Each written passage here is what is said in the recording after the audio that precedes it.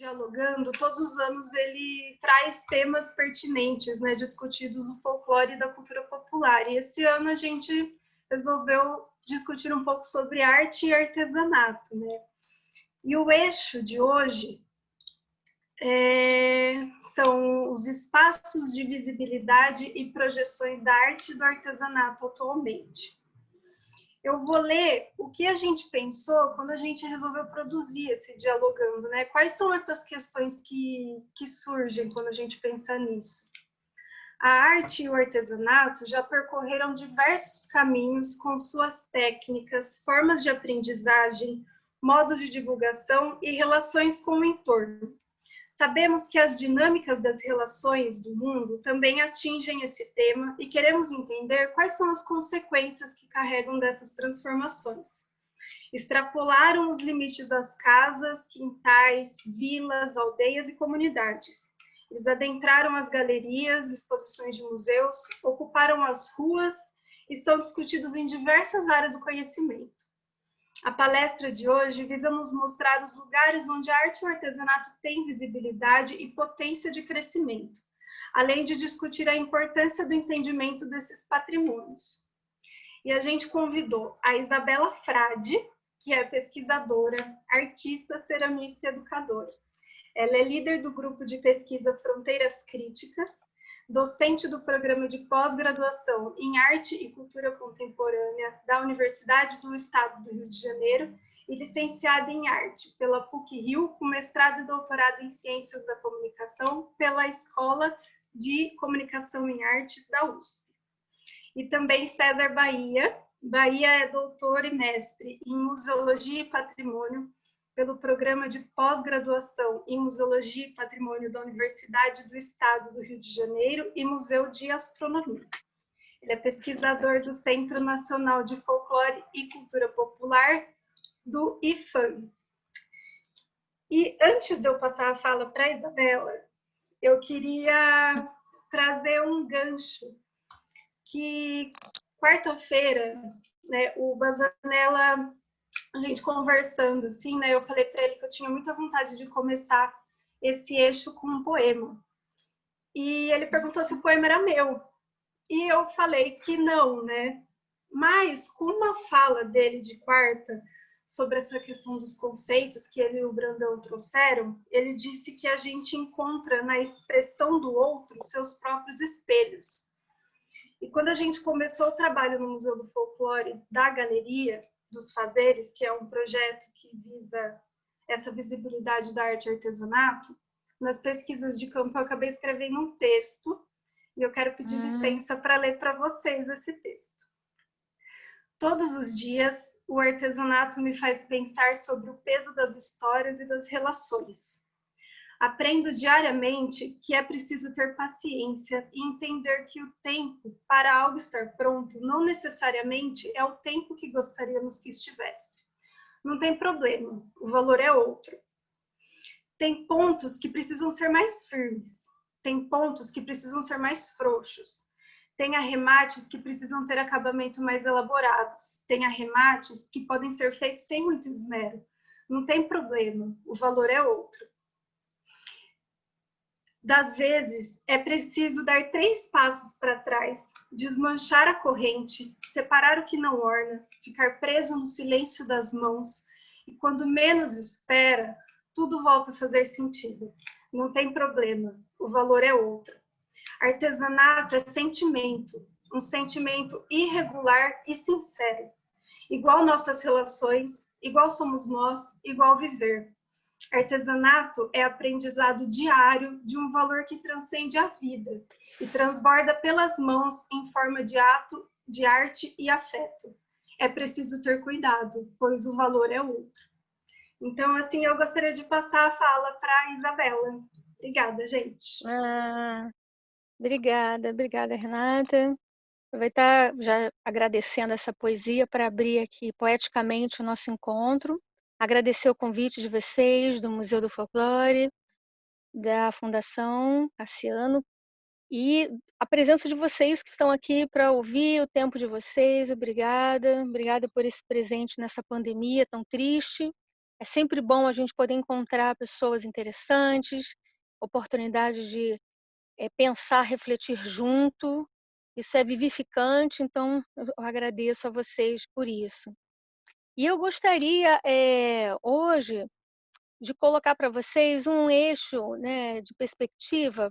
Eu escolhi falar sobre a perspectiva do artista, para poder a gente pensar sobre essa relação entre a arte e o artesanato, que é a missão que nos é dada aqui, né, nessa discussão, que é um assunto bem espinhoso, bem rico, espinhoso no sentido, eu pensei, igual o piqui ele é doce, mas ao mesmo tempo, quando você abre o piqui, ele é espinhoso, mas é muito nutritivo, vale a pena você enfrentar esse fruto, porque ele é muito nutritivo, né?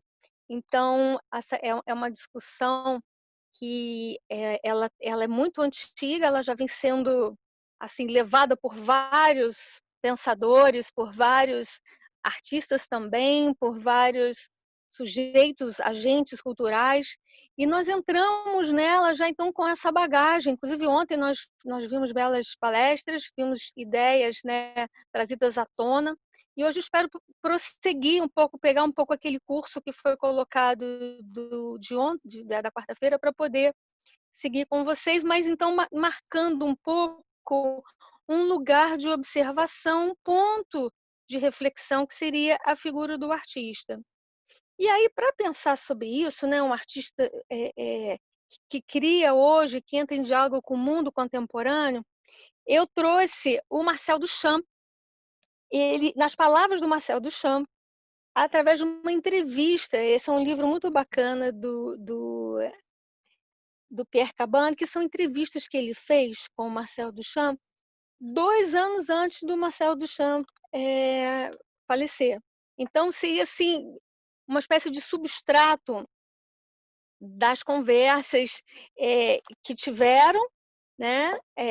O Cabane era jornalista, era crítico de arte, uma pessoa do convívio desse campo da arte contemporânea, e o Duchamp, na época, era o artista mais, isso foi em 1956, era o artista mais conhecido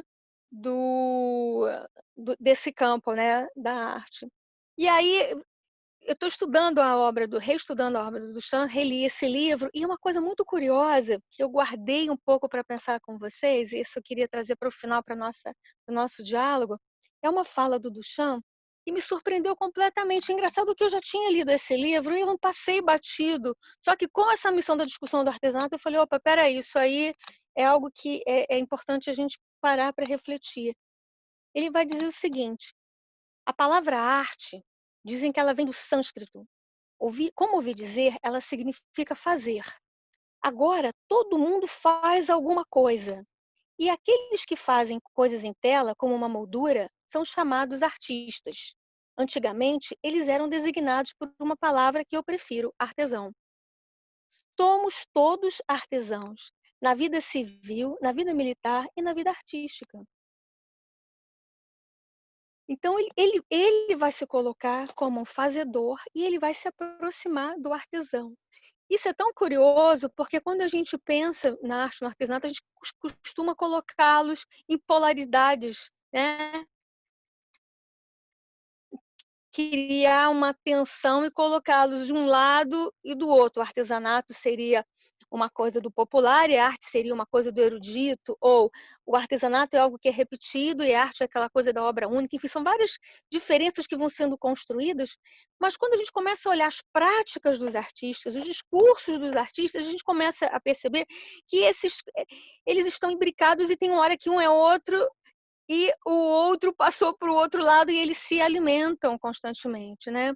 Essa ideia da arte um fazer também nos coloca um outro problema, que é pensar é fazer, porque se a gente olha a obra do Duchamp, ele é considerado o pai da arte conceitual, e a gente percebe que sim, há feitura, mas mais do que feitura, há um conceito que está sendo ali constituído na obra.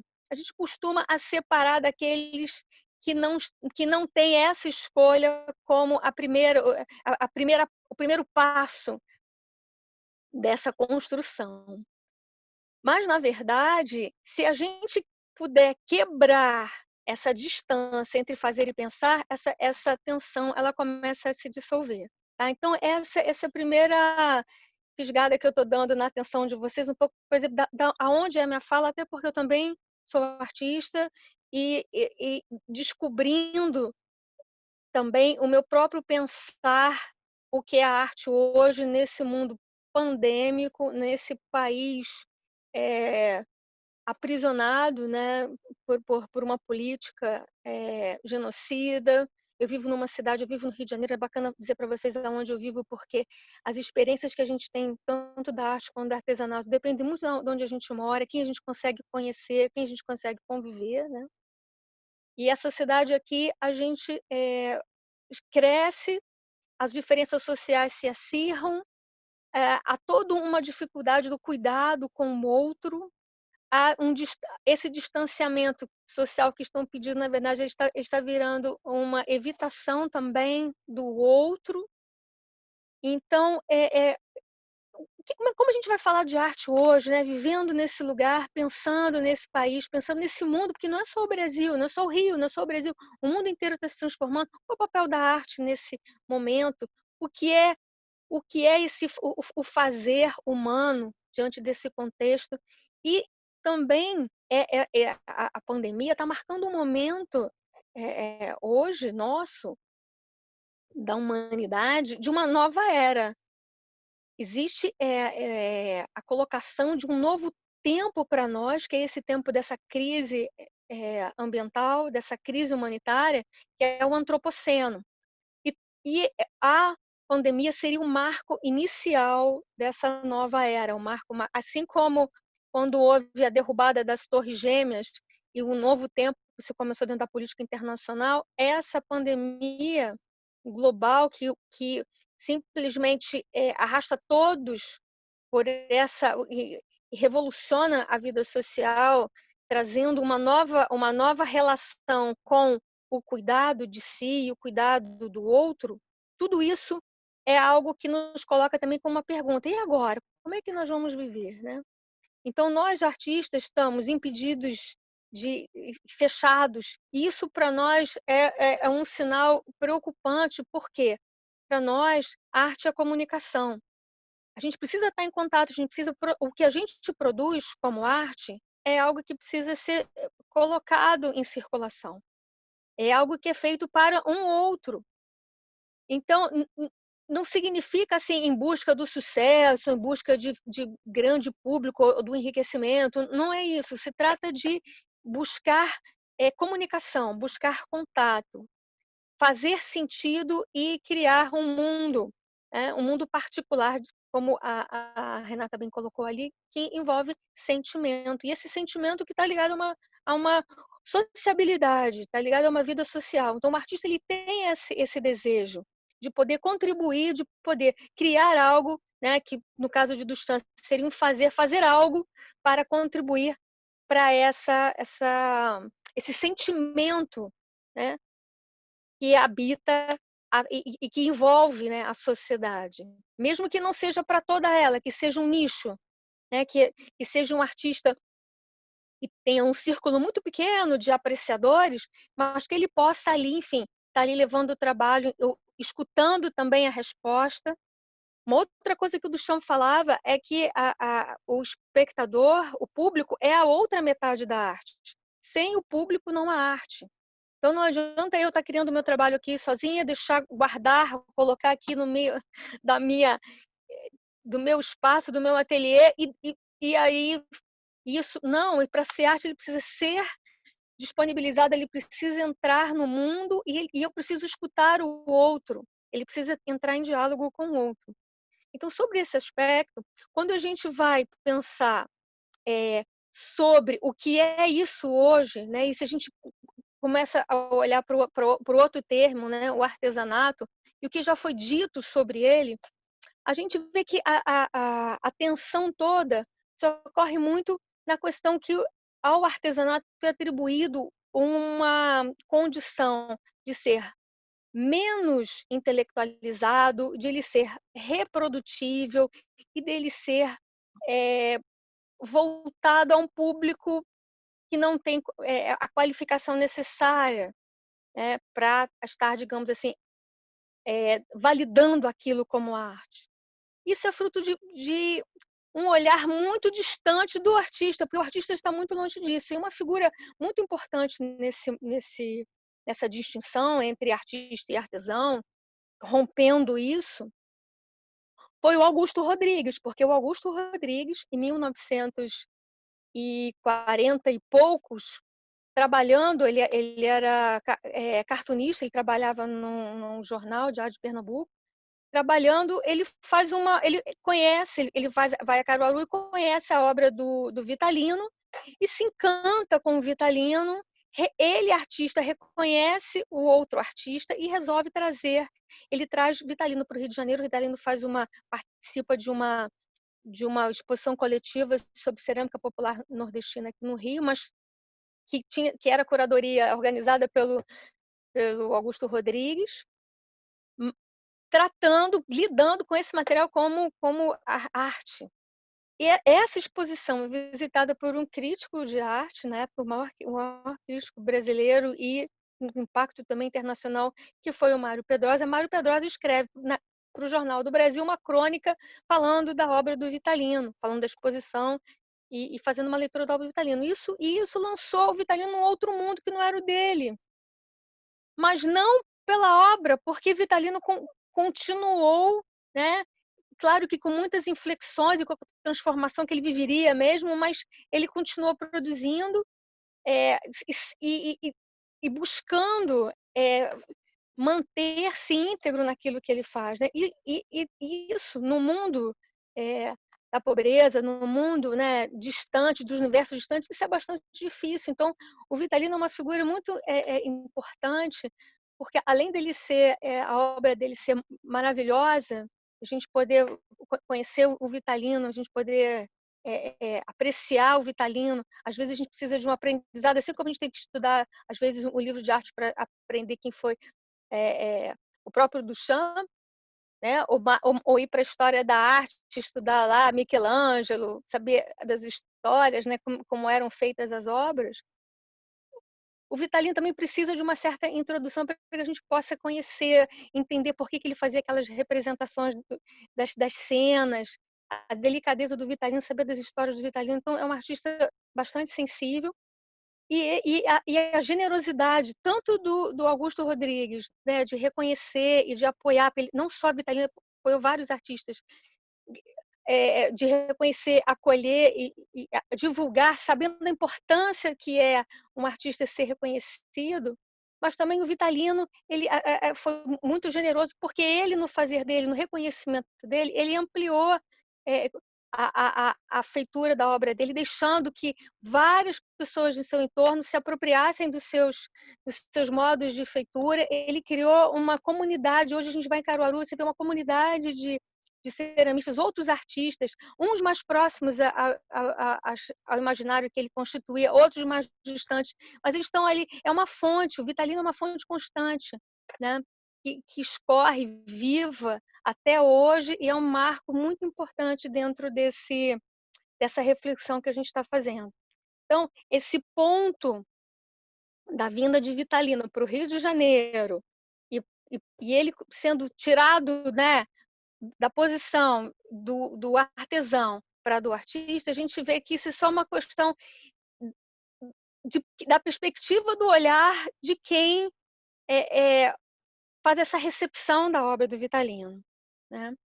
Mas essas discussões eu também queria falar para vocês que é muito importante a gente estar conversando sobre isso hoje, né? Assim, nesse período, lembrar vocês que agosto é o mês do folclore, lembrar um pouco, nós estamos ligados ao Museu do Folclore aqui, reunidos aqui pelo Museu do Folclore, e toda a dificuldade também, assim como a gente tem com artesanato, a gente também tem para falar de folclore. Ontem eu fiquei tão feliz de ter podido ver o Brandão, porque eu guardo, assim, olha, a primeira edição do que é o folclore, e além de gostar de arte, eu gosto também de livros. Eu sou bibliófila e tem essa primeira edição aqui. E a capa é Vitalino, tá? Vitalino na sua primeira fase, que as obras eram coloridas, era policromada a cerâmica do Vitalino. E quantas pessoas maravilhosas passaram por essa discussão, né, e desde a época dos românticos, eu trouxe o Brandão, porque ele, em primeiro lugar, mas tem outros, né, e desde que, se tem lá nos românticos a busca pelo popular, o popular como se fosse a alma, né, a houvesse um certo espírito de um povo e que aquilo pudesse reunir pessoas, a representação que aquilo pode ter, no sentido de gerar potência, é algo que atravessa até os dias de hoje. E, mas, no entanto, com certos dilemas e certas oposições, e aí implicando também as posições que cada pesquisador, ou que cada pensador, ou que cada artista ocupa diante desse quadro, né? Sobre o que é arte, sobre a sua experiência de vida, sobre o próprio comércio. Porque uma coisa particular sobre a arte popular é que ela não pode não ir ao mercado, ela está na feira, ela está aberta, ela é aberta, a comunicação dela é aberta ao público. É muito distinto de você estar numa galeria que você tem uma seleção, você tem há uma certa pureza. A gente diz que o espaço da galeria é um cubo branco, né? Porque é um espaço purificado. Essas paredes não têm referência nenhuma. Então a obra ali ela adquire um certo esplendor. Ontem o Brandão também falou sobre a questão da aura, né? Então ela adquire, a aura tem a ver também com essa condição dela poder ter um espaço próprio para que ela possa ser contemplada.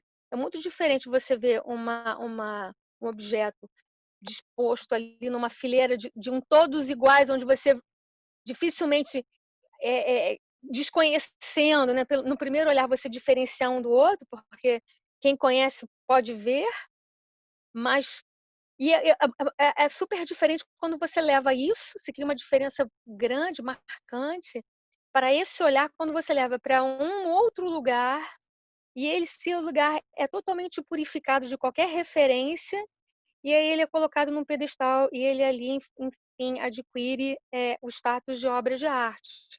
Então todas essas nuances do que se constitui o trabalho com a arte, isso integra a nossa maneira de pensar sobre ela. Então, quando a gente for, refletir sobre isso, a gente tem que fazer uma análise. Eu aconselho isso, né, como pesquisadora, que a gente perceba da onde é que eu estou, né? Qual é a minha perspectiva diante desse desafio de pensar a arte e o artesanato? Qual é a minha experiência que eu tenho? O que Quais são as referências também que eu já ouvi, que autoridades eu sei que já falaram sobre, para que a gente possa, construir até um olhar próprio, se permitir também criar uma certa diferença sobre isso, né.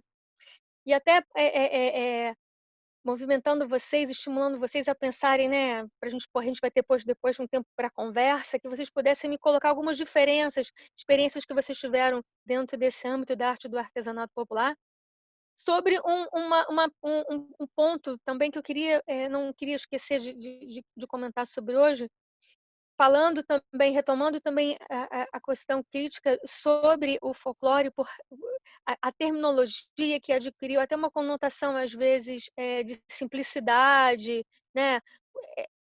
Às vezes pode ser até detrator, um qualificativo detrator: "Ah, isso é folclore", como se fosse mentira, como se fosse algo, né, fantasioso. E, no entanto, eh desde quando esse termo é concebido, ele tem uma potência de algo que nos liga às origens, que nos liga ao arcaico, a tempos imemoriais, a lastros com a ancestralidade, tem todo um encanto, né, de reconhecimento e de produção de identidade com esse material, que é uma espécie de, é como, imaginando, criar uma analogia com a alquimia, né, como se o tempo fizesse, né, colhesse o substrato das ações humanas e fosse ali no fundo deixando dentro da memória coletiva uma matéria muito preciosa das ações humanas e de tudo que ficou ao longo né, o mais precioso pudesse ser guardado, o mais significativo pudesse ser contado, ser narrado, ser remodelado, ser reapresentado, seja em movimento, seja numa escultura, seja numa trama, como a Renata colocou aqui, né, na poesia. Então, eu pensando sobre essa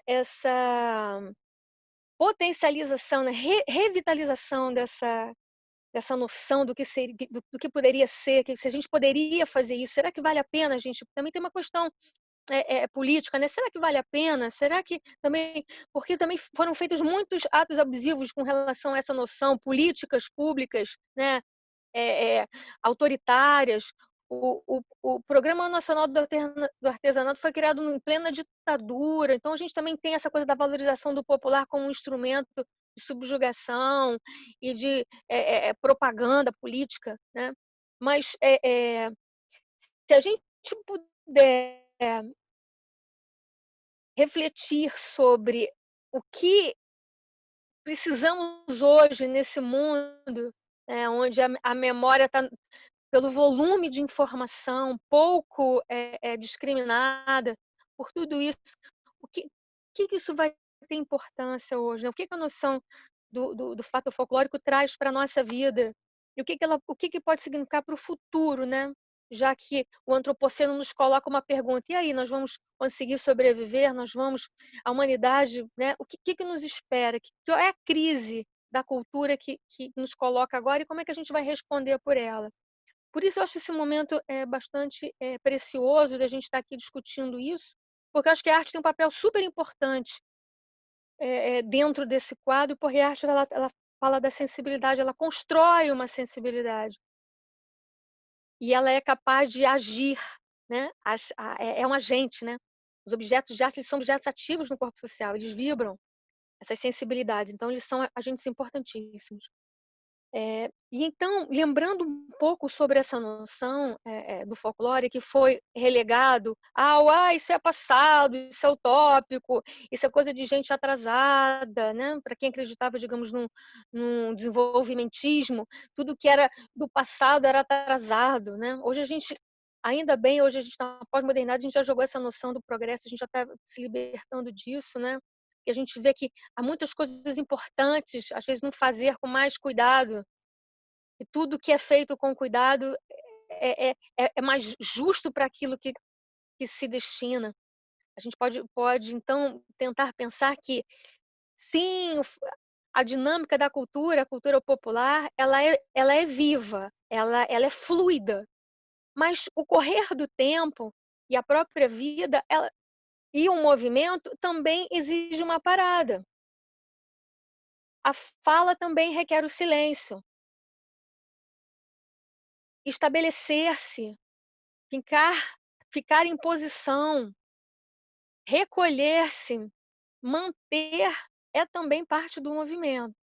Então, se a gente pensa na cultura como algo vivo, na dinâmica da cultura, a parada também tem que estar fazendo parte. E não só o fluir apressado das coisas, né? O deixar correr.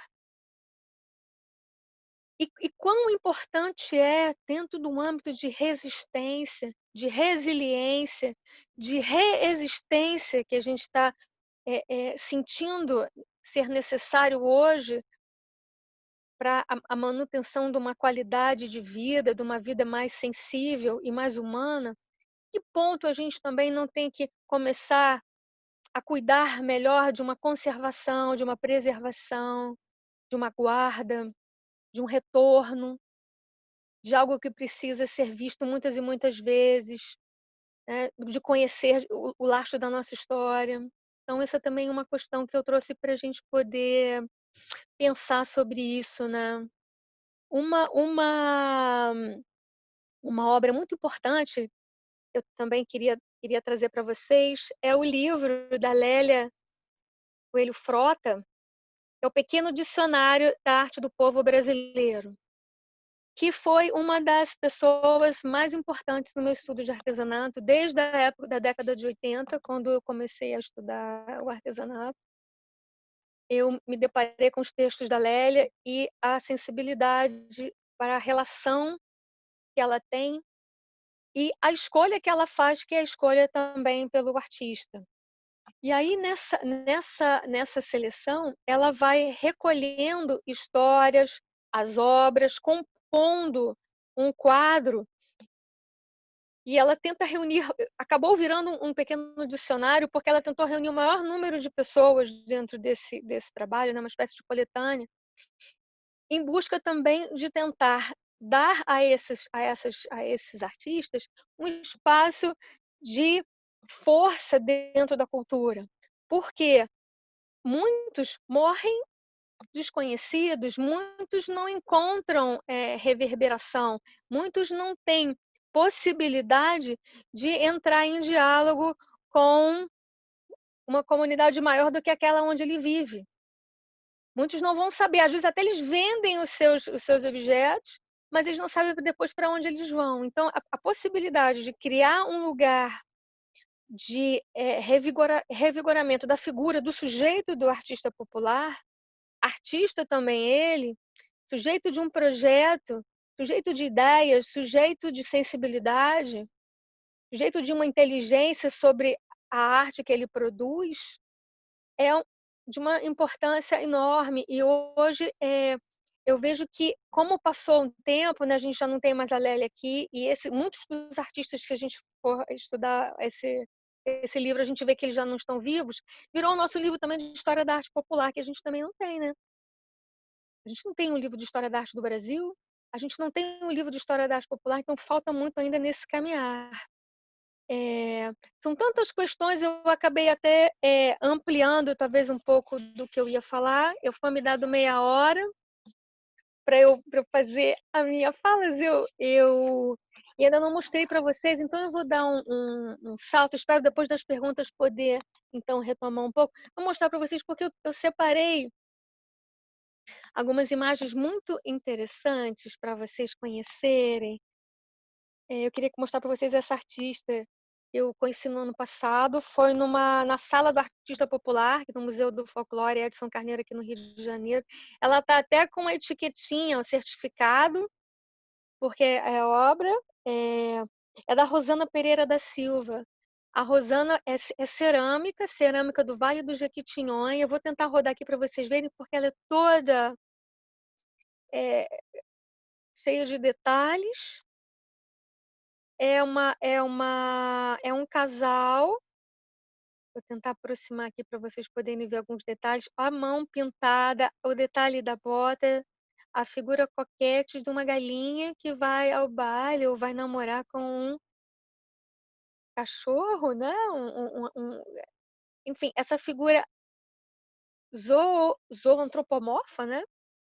Que é esse casal, que é uma obra que me capturou. Eu fui nessa exposição e tinham outras obras da Rosana.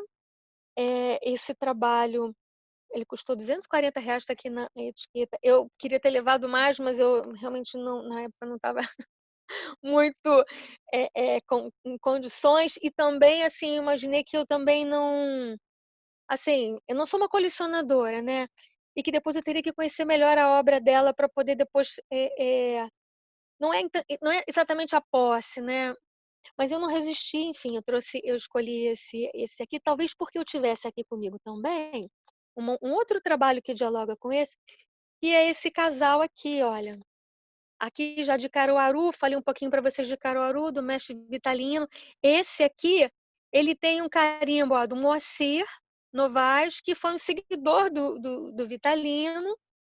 Essa peça, ela é muito antiga, eu herdei essa peça é herdada da Cássia Frade, da coleção da Cássia, e ele se a gente hoje vai em Caru, a gente não vai mais encontrar isso, porque a delicadeza dos traços, e também o próprio série, mostrando um pouco também que o artista também sabia que ele estava fazendo uma série de peças. A obra da Rosana também tem, olha, tem a assinatura dela, então são peças assinadas, tem a data, Essa tem a data, e também essa é o número 8. Então, são sequências, assim como fazem os gravadores, quando fazem suas gravuras e fazem suas séries, né? E dessas séries podem sair múltiplos. E uma outra peça que eu também separei, é bastante conhecida de vocês. Isso veio através de uma oficina de arte que foi feita na UERJ, pelo Décio. Essa peça é de 2012. E aqui tem a cidade, né, Taubaté.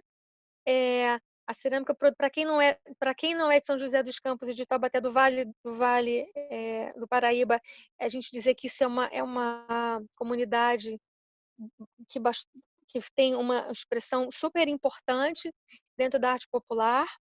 E esse objeto ele é queimado. Hoje eles fazem as peças queimadas, mas no passado eram feitas com cerâmica crua. E eu, criança, conheci a Dona Eugênia, criadora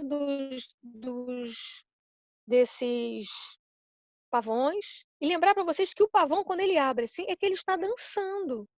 É que o pavão, ele dança, ele é vaidoso, ele dança sozinho. Ele não dança com a fêmea, ele dança para a fêmea.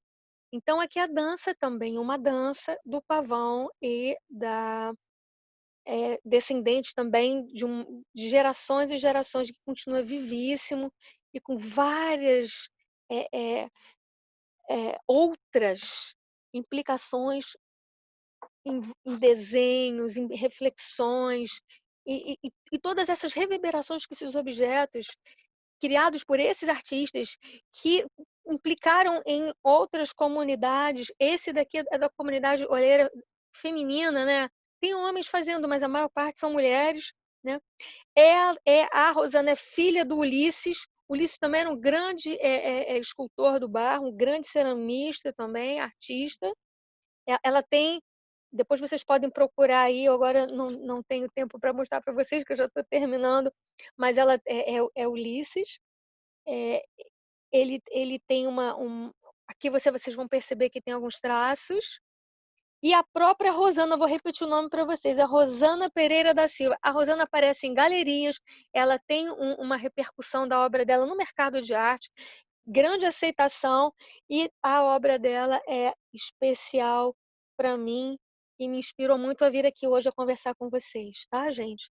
Então, eu não sei se eu tiver excedido, eu paro por aqui, porque eu também estou muito a fim de ouvir o Bahia, não quero e também conversar com vocês. Eu espero também ter outras oportunidades.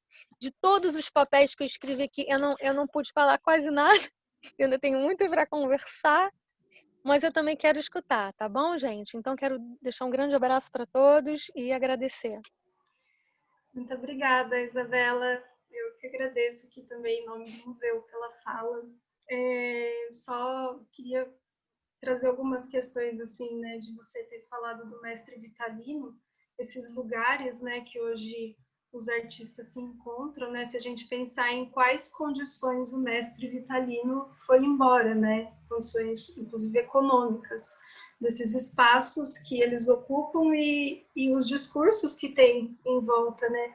E uma coisa que ficou muito forte para mim em relação a tantos questionamentos, que eu acho que hoje em dia a gente está num momento também de refletir muito sobre os conceitos e tudo que foi construído com pandemia ou sem pandemia. Eu sinto que a gente está no momento de pensar as estruturas, né, do próprio conceito de folclore, como ele vem se transformando, a cultura popular.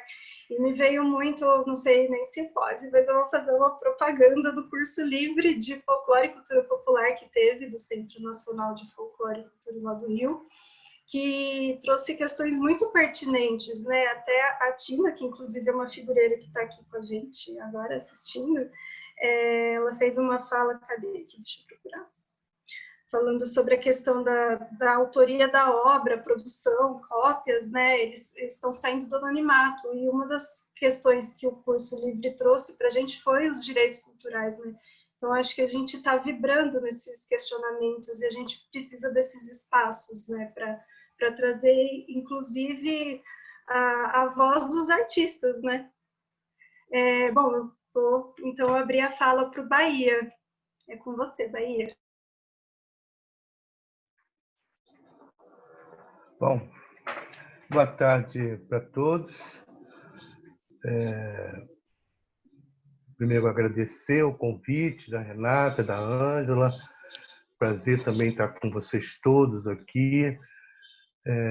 Vi a Cássia por aí. Mando um beijo, Cássia, minha amiga querida. Enfim, adorei sua fala, Isabela. Muito bom. Eu já aprendi um monte. Enfim, eu preparei um pequeno PowerPoint, eu acho que, mas eu vou falar mais do que ficar mostrando PowerPoint, né? Enfim, porque interessante, eu sempre que eu preparo os PowerPoint, aí eu começo a falar, eu esqueço de passar as lâminas. Então, aí quando eu falo, ih, acabou. Mas enfim, a ideia que vocês nos propuseram, né, de falar sobre os espaços de visibilidade do artesanato, da arte do artesanato, também me provocou, viu, Isabela? Eu falei, ora, ainda hoje a gente para em falar espaços de visibilidade da arte e artesanato. E aí, na fala de Brandão e Bazanella, na última, né, na quarta-feira, nós ficamos bem, eu diria, contemplados com a ideia de que falar em arte, falar em artesanato, em arte popular, é tudo a mesma coisa, né? Porque, e a Isabela também, hoje já também nos chamou a atenção sobre isso, artista é artista, né? Enfim, então essa oposição entre arte popular, arte erudita, enfim, ela não cabe mais. Ou não, na verdade, não deveria caber mais. Não deveria. E aí fiquei provocado também em buscar uma historinha, né, na história, no sentido de pensar por que nós estamos discutindo espaços de visibilidade para a arte popular. Então, claro que isso tem um histórico, né? Vem da nossa formação, enfim. E aí eu vou um pouco fazer esse histórico com vocês, para a gente refletir mesmo. E a ideia inicial é buscar tentar contextualizar isso, depois pensar um pouco nos próprios espaços. O pessoal do Museu de Folclore São José dos Campos está num, né?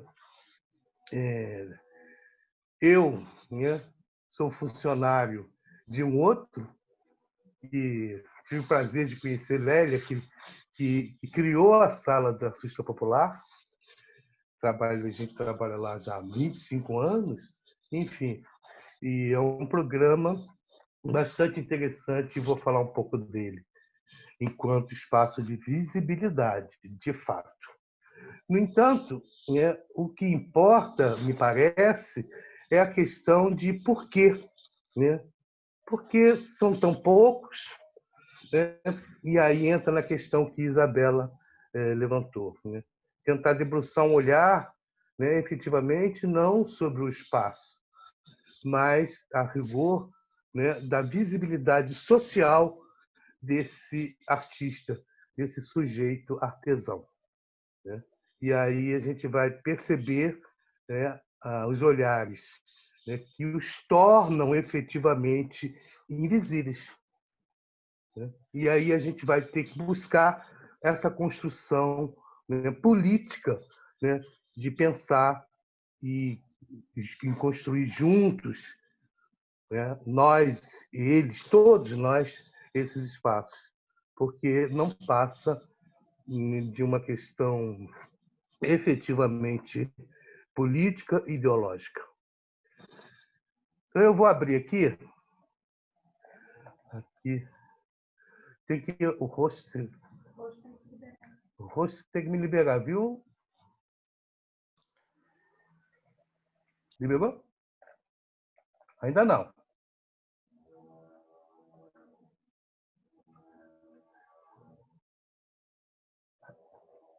Foi? Cadê? Ah, agora. Aqui, share. É aqui, share. É, share.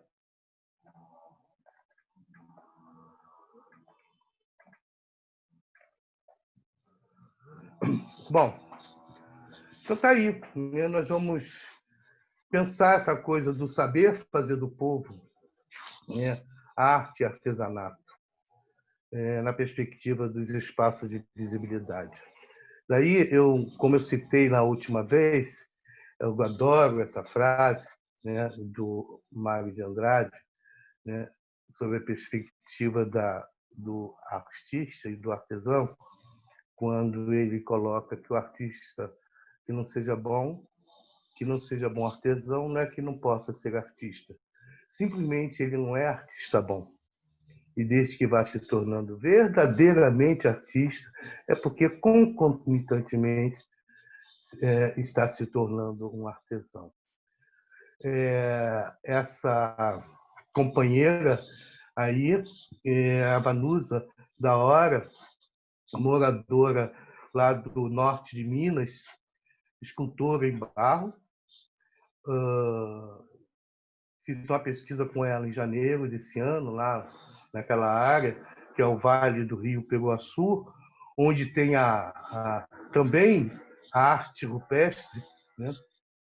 Naquela região que é muito linda.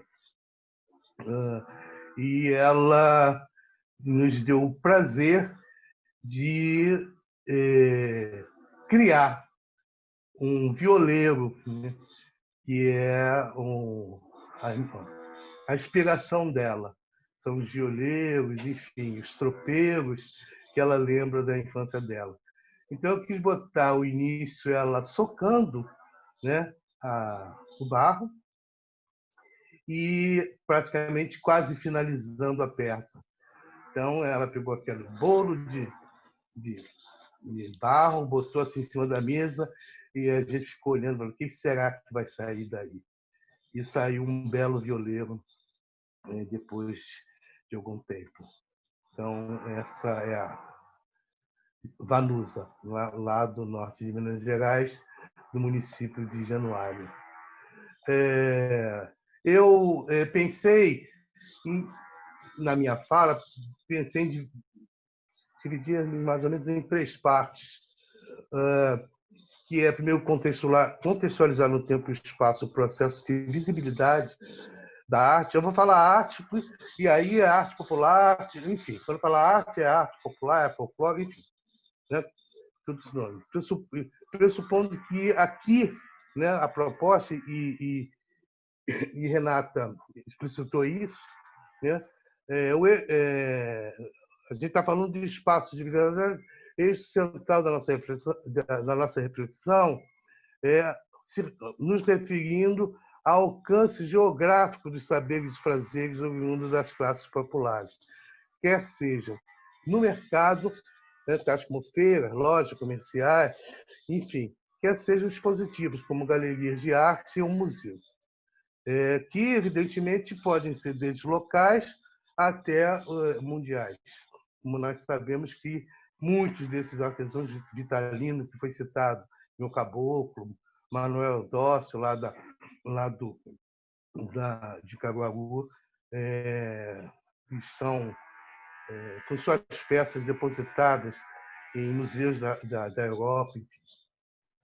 Num segundo momento, eu penso em refletir com vocês sobre alguns espaços que podemos ou não considerar de visibilidade. E aí é uma provocação, ou não é uma provocação. E uma terceira parte é mais problematizar mesmo a categoria visibilidade da produção artística oriunda das classes populares. E aí eu trago um pensamento do Blandão com relação à questão do folclore, né, porque lembra essa questão da sensibilidade que Isabela nos falou, do artista, quando ele fala lá no meio da citação, que a mulher porteira que desenha flores num pote de barro queima no fundo do quintal, sabe, né, do que ela está falando. O folclore são símbolos, né? Enfim. E aí, uma coisa que eu gosto, que ele fala: potes servem para guardar água, mas flores no pote servem para guardar símbolos. Servem para guardar a memória de quem fez, de quem bebe, e de quem, vendo as flores, lembra de onde veio e quem é. E é por isso que há potes com flores. Então, eu acho que é uma reflexão que adoro, porque remete exatamente, né, a essa sensibilidade que o artista tem quando pega um pedaço, um quilo, 2 quilos, né, de barro, né, ou um pedaço de madeira, né, e esculpe a madeira, né, e cria um violeiro como o Vanusa criou para a gente ver. Enfim, então, a gente está falando de folclore, e aí só para lembrar que a palavra folclore, né, todos nós lembramos que ela tem uma origem inglesa, né, que é o saber do povo, alguns colocam como saber tradicional do povo, e ela foi sugerida no século XIX, meados do século XIX, 1846, pelo William Townes. E essa sugestão foi dirigida por uma revista, The Athenaeum, londrina. E essa publicação do artigo, da fala dele, aconteceu em 22 de agosto, que até hoje é o dia, né, comemorado, ficou consagrado como o Dia do Folclore. Enfim. E aqui, eu estou com uma colinha aqui, viu, gente? Eu tenho que, de vez em quando, olhar minha colinha, porque senão eu me perco demais. Lembrar também que a citação de Mário de Andrade, ele fez aquela advertência para a gente em 1938, numa aula inaugural no Instituto de Arte do Distrito Federal, Rio de Janeiro, né? Quando ele foi convidado para ser responsável pelas disciplinas de História da Arte, né? E na aula inaugural ele fez aquela citação isso em 38, que foi publicada em 1946 pela livraria Martins, sob o título O Artista e o Artesão, em O Baile das Quatro Artes. Então, um pouco por aí, só para a gente ir meio que se situando nessas coisas. Enfim, então, a gente foi pegando essa ideia de buscar aonde a origem aqui eu já posso só um minuto aqui, eu vou fazer uma coisa. Como é que sai do ciclo escrito? Não é, Vocês desculpem, viu, gente? É porque eu estou aprendendo a mexer nesse negócio aqui. Agora eu quero sair um pouco desse silk screen. Conhece silk screen? E não sei como é que faz. Stop share, Luiz. Hã? Bahia. Stop share.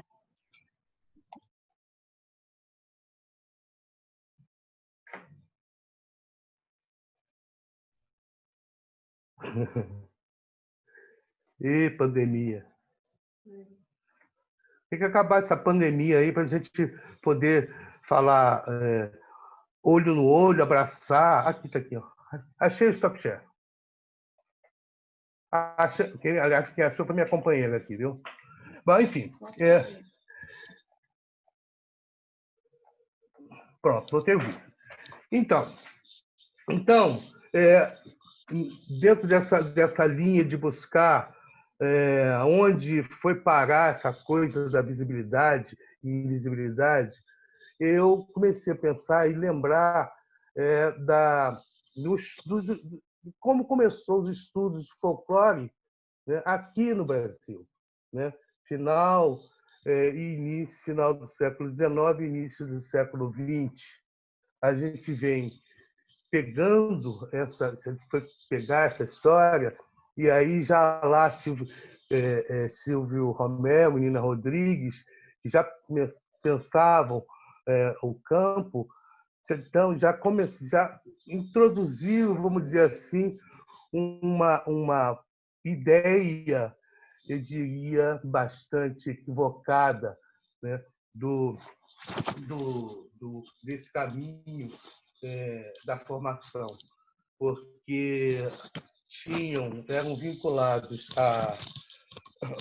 às ideias revolucionistas e acabaram qualificando o povo brasileiro como indolentes, como, enfim, apáticos. Há muito pouco tempo atrás, nós escutamos um ou dois ministros falarem exatamente a mesma coisa que foi falado no início do século passado. Enfim,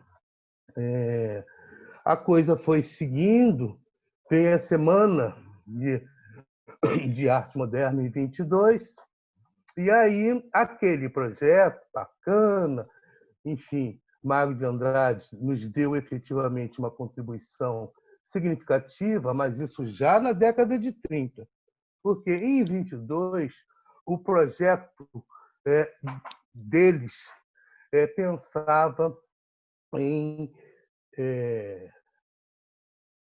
buscar, eu diria, inspiração, eu não sei se é meio assim termo, a partir dos estudos deles, né, para que eles pudessem fortalecer efetivamente a cultura erudita, porque a ideia deles, né, eles tinham um foco nos movimentos culturais da Europa naquele momento e pensavam em construir uma cultura nossa que eles chamavam de autêntica, né, autenticamente brasileiro.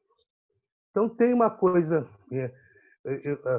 às vezes eu apoio um pouco porque acabo falando isso.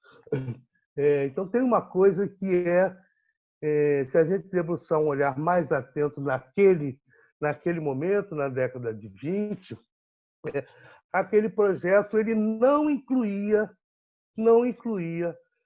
a categoria arte popular, né? Não incluía.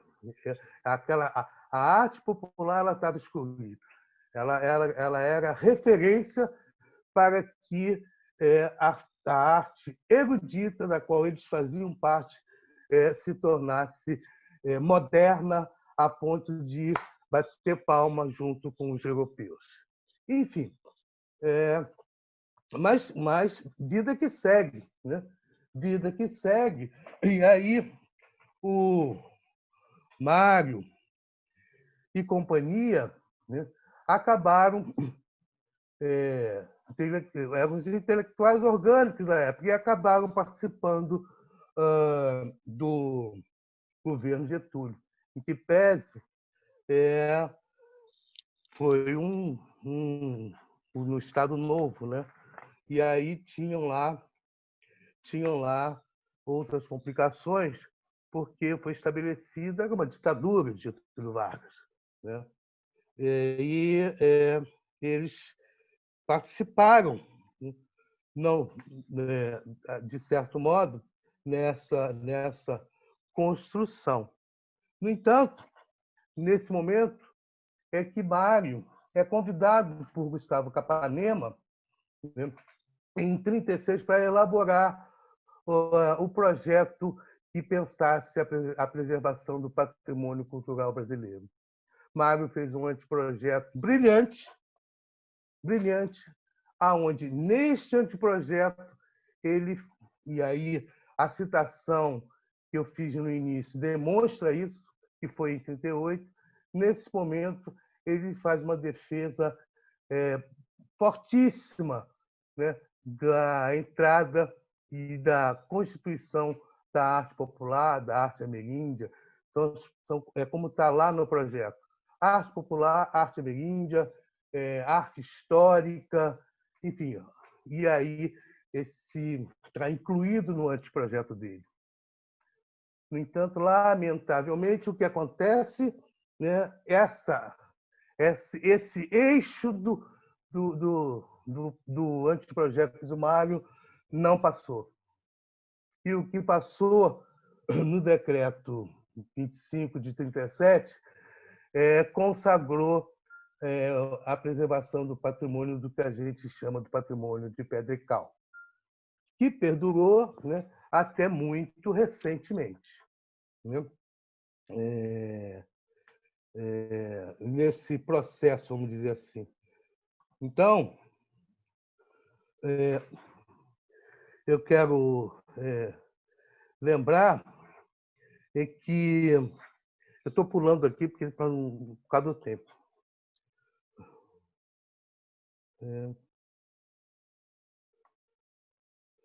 Muito bem, isso mesmo. Consagrou o projeto de pedra e cal, que ficou por muito tempo, e aí começou, um pouco mais adiante, eu acho que aí começa uma coisa bastante interessante, é que o Brasil, em 1947, logo no pós-guerra, atende, e é o primeiro país a atender a recomendação da Unesco de constituição de órgãos, entidades, alguma coisa que preservasse a cultura do país. E aí tinha lá os intelectuais, Mário de Andrade, inclusive, Cecília Meirelles, Villa-Lobos, enfim, alguns que já pensavam a coisa, integraram a constituição da Comissão Nacional de Folclore, que foi ligada ao Instituto Brasileiro de Educação e Cultura, que é um órgão do Ministério das Relações Exteriores. E aí foi um processo de institucionalização dessa busca deles. Eles vinham já discutindo há algum tempo e esse processo de institucionalização aconteceu nesse exato momento. Aí eu vou entrar aqui de novo no Silk Screen.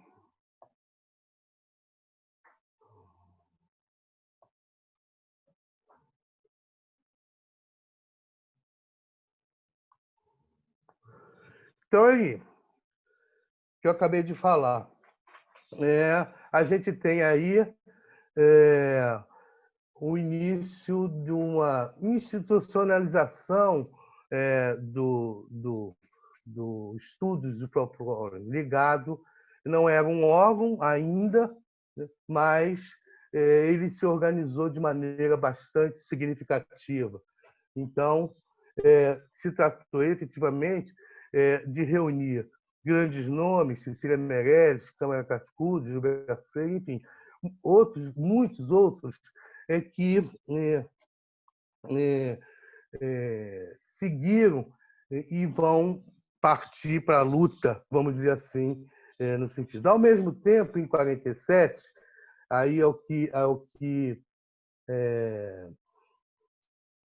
Isabela lembrou muito bem, a arte popular ela ganha efetivamente projeção, né?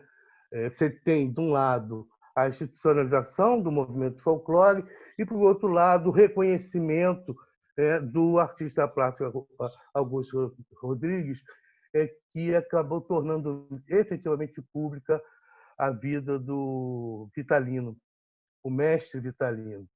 Eu não tive o prazer de conhecê-lo, mas o filho e o neto a gente trabalha, a gente trabalha com ele até hoje, o neto do Vitalino. E aí foi eu diria, um grande salto, né? A partir daí, a arte realmente popular, a partir do Vitalino, ganhou essa visibilidade. No entanto, naquele histórico que eu fui tentando mostrar para vocês, o que a gente viu foi uma formação de um pensamento de invisibilidade para esse grupo de artistas. Desde lá do início do século, né, até e acabamos sendo formados.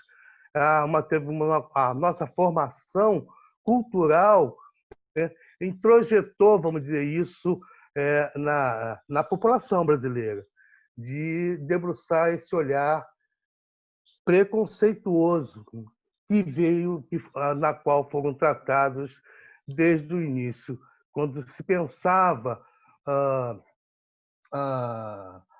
a formação do povo brasileiro, quando se pensava em preservação de patrimônio, sempre a arte popular, as culturas, as manifestações da cultura popular sempre foram deixadas de lado, exatamente por conta dessa dicotomia que Isabela ressaltou bem, entre o saber seria das classes dominantes, né? E o fazer, né, o executar das classes subalternas. É evidente, é claro que é uma ideia bastante ruim e que, lamentavelmente, permanece até hoje. E que eu diria, talvez, seja um dos motivos que nós estamos discutindo espaços de visibilidade, né? Porque temos essa preocupação ainda, né, de, eu diria, desconstruir, né, essa invisibilidade para esse grupo de artistas. A gente chega em 58, quando vai instalada de uma maneira formal, na verdade, cria-se um órgão, né, dentro do Ministério da Educação e Cultura, que é a campanha de defesa do folclore brasileiro. E aí sim, o folclore, os estudos de folclore passam a ser um órgão público, né, vinculado ao Ministério da Educação e Cultura, e tem a oportunidade de buscar os estudos de forma orgânica. Eu diria, começou a dar um grande salto nesse sentido. Aí todos nós sabemos daquela história que eles buscaram a constituição do folclore como uma disciplina, e brigaram lá, né, com Florestan Fernandes e companhia, porque estava a Constituição das Ciências Sociais também. Houve uma disputa de campo, né, na qual os folcloristas não foram vitoriosos. No entanto, do ponto de vista prático, né, eles ganharam, construíram uma grande rede, já tinham constituído no Movimento Nacional do Folclore, e consolidaram essa grande rede no Brasil inteiro. Chegamos ao Centro Nacional de Folclore e Cultura Popular, herdeiro desse longo processo, né, que é vinculado à preocupação com a preservação, a recuperação e a identificação da cultura material das classes populares, consequentemente do que ela representa simbolicamente, o seu patrimônio imaterial. Então, aí eu quero falar de um dos espaços de visibilidade, que é a Sala do Artista Popular, que foi criada pela Lélia Coelho Frota, que Isabela lembrou muito bem aqui, né, que pensava e tinha um olhar absolutamente respeitoso, vamos dizer assim, e sem as amarras do preconceito, e criou a Sala do Artista Popular,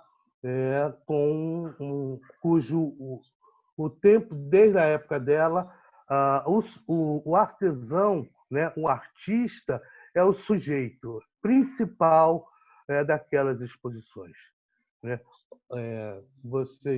É uma sala que apresenta exposições de 40 em 40 dias, mais ou menos.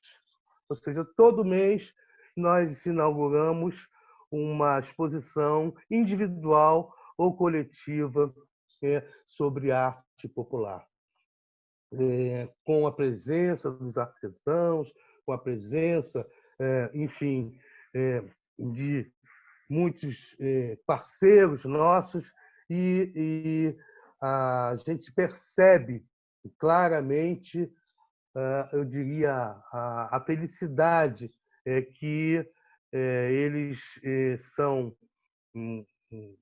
ficam ao serem reconhecidos de forma digna numa sala que está apresentando o trabalho deles também de forma digna. Então, o museu, lá no Centro Nacional de Folclore e de Cultura Popular, nós somos um centro de pesquisa e temos um museu, que é o Museu de Folclore Edson Carneiro, né, que estava à frente da campanha de defesa do folclore brasileiro na época do golpe, em 64. E, claro, Edson Carneiro pertencia ao Partido Comunista Brasileiro, né? Enfim, era um militante, né, comunista, e, evidentemente, foi demitido e foi substituído pelo Renato Almeida. Em 68, e aí essa é uma coisa interessante da gente pensar do ponto de vista de espaço de visibilidade. Os folcloristas, né, chamados folcloristas, os estudiosos do campo da cultura popular, vinham há décadas buscando ter um museu que fosse representativo, né, em nível nacional. Não conseguiu. Pois então, esse museu ele só conseguiu em 1968, em plena ditadura militar. Foi inaugurado, se eu não me engano, não tem a data aqui, foi inaugurado em agosto, acho que sim. Em dezembro, né, foi baixado o ato institucional número 5. Enfim, e aí tem uma coisa a se pensar, né, do movimento de constituição de espaços de visibilidade, né, de acordo com a ideologia política da classe dominante, e que resulta ainda hoje na invisibilidade do ponto quando a gente fala de arte popular. Enfim, os tempos, como eu falei, a vida que segue, os tempos vão mudando, né? E aí chegamos lá na década de 80, ainda no chamado processo político do prendo ou arrebento, vocês devem lembrar disso, alguns, né? O presidente da época, o Figueiredo, dizia que quem não concordasse com ele, ele prendia e arrebentava, né? E fez isso mesmo, certamente, né? A Comissão da Verdade soube identificar os arrebentados. Enfim, nesse período da ditadura, tem uma pesquisa da Vânia, esqueci o nome da colega, foi nossa colega lá no folclore, hoje ela é professora da Federal de Goiás. Você lembra, Isabela? Sabe quem é a Vânia? Museóloga? Enfim, a pesquisa dela, né, na tese de doutorado, ela fez uma pesquisa nas revistas brasileiras de folclore, em todas elas, identificou cerca de 30 e tantos, até mais, museus e espaços de folclore inaugurados durante a ditadura militar, num processo de apropriação e utilização política da arte popular segundo os interesses daqueles, enfim, daquela gente que estava no poder. Então, e aí por isso que eu entrei nessa questão de problematizar a questão da visibilidade, que nem sempre, eu corro o risco de afirmar, a visibilidade é para o bem. Enfim, exatamente.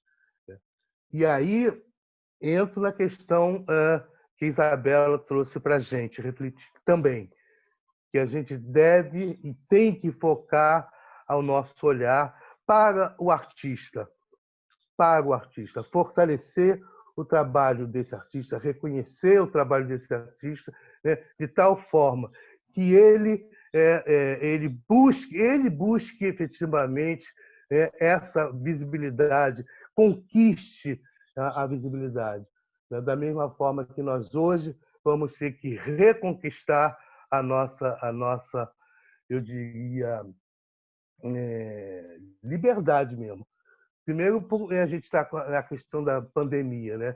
E hoje a gente vem sendo pressionado por um outro espaço de visibilidade, né, de todos nós que podem ser utilizados pelos companheiros artesãos e artesãs, pelas companheiras artesãs, que é esse que nós estamos usando. Né? Mas se você fala alguma coisa nas redes sociais, né, a gente está percebendo aí, tem gente que está com medo de falar alguma coisa para não ser achincalhado por um grupo de pessoas absolutamente autoritárias, que estão disseminando efetivamente no nosso país, no nosso Brasil, o discurso do ódio e que tanto nos atrapalha, né? E aí a gente tem que, de qualquer maneira, buscar desconstruir isso que aconteceu no Brasil nesse, eu diria, temos uns 5 anos mais ou menos que nós estamos vivendo um processo difícil, né, de desqualificação, de promoção da violência, enfim, de tudo mais. E aí nós temos que lembrar do ninguém larga a mão de ninguém, então vamos aproveitar nós aqui, ainda que a gente não esteja podendo dar a mão, né? Então vamos aproveitar e não vamos largar as nossas mãos, porque nós precisamos estar unidos para, eu diria, retomar a construção de um outro Brasil possível, a construção de um outro mundo possível, né?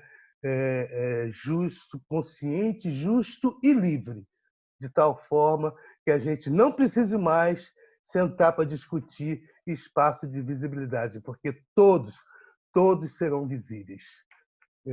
Eu quero terminar, eu vou ler aqui falando de poesia, não é minha não, é do Charles Chaplin, do Grande Ditador. Ele tem uma citação linda no filme que ele fala o seguinte: o caminho da vida pode ser o da liberdade e da beleza, porém, desviamo-nos dele. A cobiça envenenou a alma dos homens. Levantou-se no mundo as muralhas do ódio e temos feito marchar a passo de ganso para a miséria e os morticínios. Criamos a época da produção veloz, mas nos sentimos enclausurados dentro dela. A máquina que produz em grande escala tem provocado a escassez. Nossos conhecimentos fizeram-nos céticos. Nossa inteligência, empedernidos e cruéis. Pensamos em demasias e sentimos pouco. Mais do que máquinas, precisamos de humanidade. Mais que de inteligência, precisamos de afeição e doçura. Sem essas virtudes, a vida será de violência e tudo estará perdido. Charlie Chaplin, em um discurso proferido no final do filme O Grande Ditador.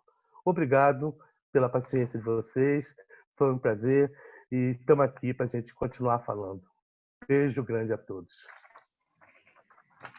Eu estou emocionada. Eu jurei para mim que eu não ia tietar vocês, mas é difícil. Que bom. É muito pertinente a fala, Bahia. Acho que é essa questão, né? São tantas reflexões. A gente já tem algumas questões aqui. Acredito que elas surgiram na fala do Bahia, né? O Matheus, ele trouxe uma questão que o professor Luiz Antônio Simas fala sobre o projeto de branqueamento da cultura e raça brasileira, claramente mal sucedido, ainda bem. Esse movimento que Bahia diz por volta de 20 e pouco, não estaria atrelado a isso? Essa questão do chamado branqueamento, na verdade, ele foi iniciado logo depois da abolição, a dita abolição da escravatura, onde o governo, né, da época, né, os nossos governantes, a nossa elite, pagou, vamos dizer assim, e estimulou a vinda dos imigrantes para substituir a mão de obra escrava. Esse é um álibi do ponto de vista econômico.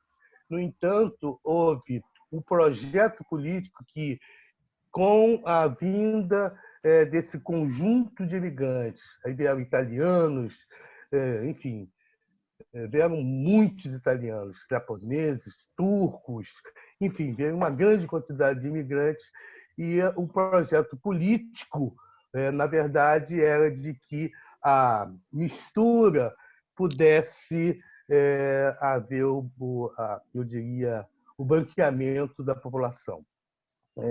Evidentemente, não deu certo, né? Do ponto de vista biológico, eu diria.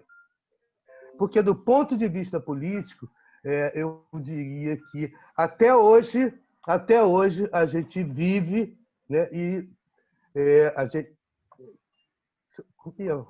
sumiu aqui. A gente vive esse processo complicado diria, branqueamento das ideias, se é que eu posso falar assim, tá?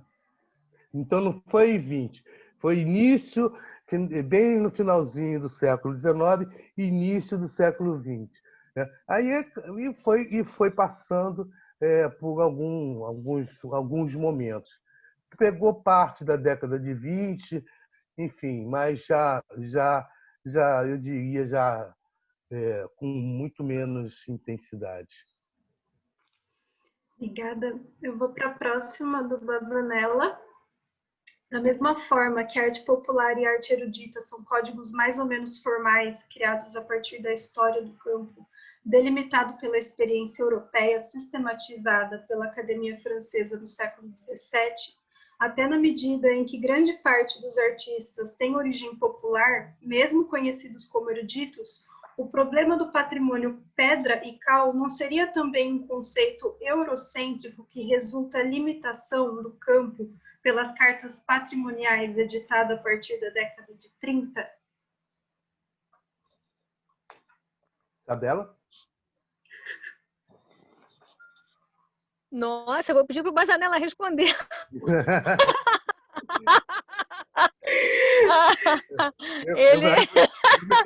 Porque ele que é do IFAM, ele lida com essas cartas patrimoniais, né? Então, só uma parte. É complicado. Fala então, responde. Não é responder, não. Só lembrar o Bazanella que desde a Carta de Veneza, em 30 e pouco, né? E tem isso, né? É de 31. Então. Então fala, Bazanella. Vai lá.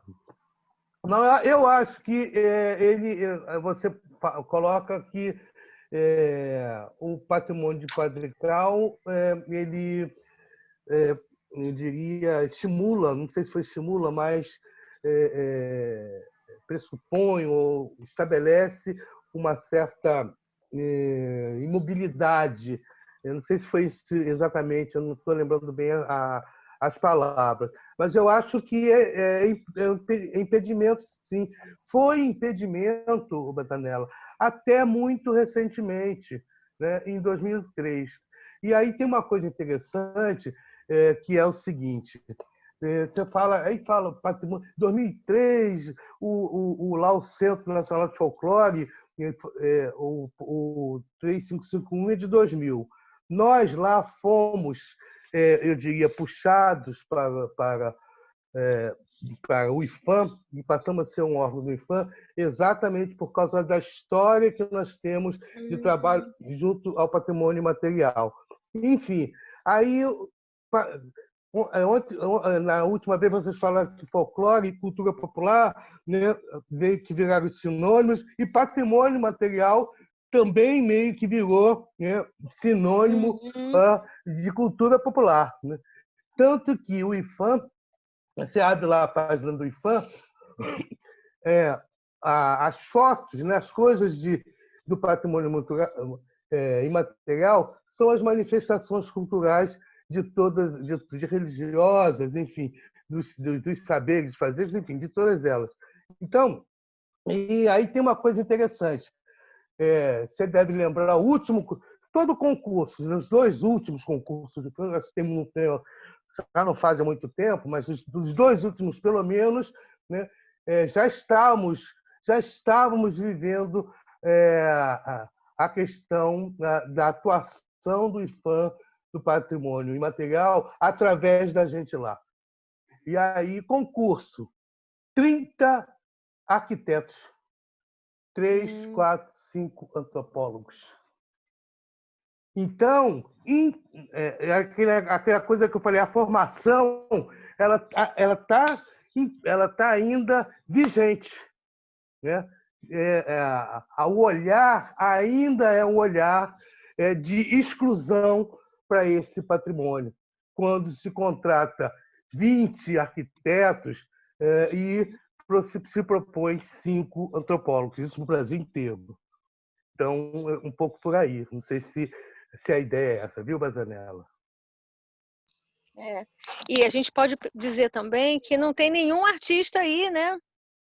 E o artista não entra. Entra o arquiteto, pode entrar o antropólogo, o artista não está entrando nessa discussão, porque para nós, essa dicotomia entre o material e o imaterial, ela não existe.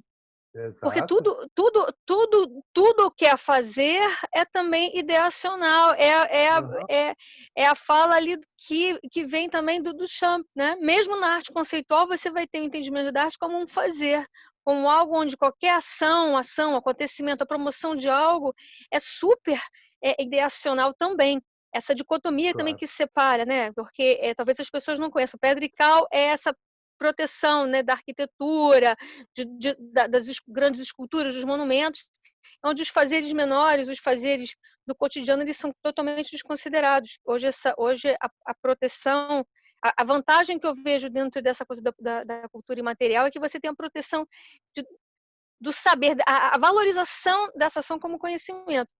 Mas o certo é que ela é uma estratégia mas no fundo, para nós que caminhamos no campo da arte, ela é uma falsa dicotomia, né? Que é importante assinalar também. Porque, especialmente dentro do âmbito da arte popular, o artesão ele fica ali colocado como um sujeito menor porque ele é atribuído uma falta de conhecimento, né? Como um sujeito ignorante, um fazer menor, uma coisa que não tenha a inteligência e não tem a grandeza do artista que tem, enfim, uma formação acadêmica, né? É esse toque que eu queria dar. Eu gostaria de aproveitar esse gancho e trazer uma questão assim que a gente discute muito no museu, né? No ano passado eu fui no Salão de Artesanato, né, em São Paulo, e eu conheci o mestre Francisco lá do Pará, que faz algumas panelas. E aí eu fui conversar com ele, né? E papo vai, papo vem, a gente adora uma prosa. E eu perguntei o valor que ele estava vendendo aquela peça, ele falou que vendia uma panela por R$ 50. E aí ele disse que as coisas melhoraram muito depois que o Sebrae chegou. Porque o Sebrae ele trouxe uma certa facilidade na feitura, né? E aí eu perguntei, mas como que vocês faziam, né?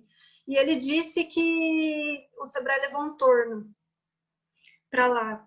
E na hora a gente já gela, né? De ouvir algo assim. E nas pesquisas eu tenho notado essa questão do artesanato e da arte popular, ela está inserida agora, né, na arquitetura, no design, e eu queria saber quais são as consequências que isso traz, porque eles têm uma visão de mercado, né, e como que esse perigo de mudança de técnicas, dessa ideia de melhoramento, né, como se fosse uma coisa que não está sendo bem feita, como que as instituições que trabalham esse saber, esse fazer, se responsabilizam, o próprio artista, enquanto sujeito, lida com essas questões? Posso Bom, responder? pode.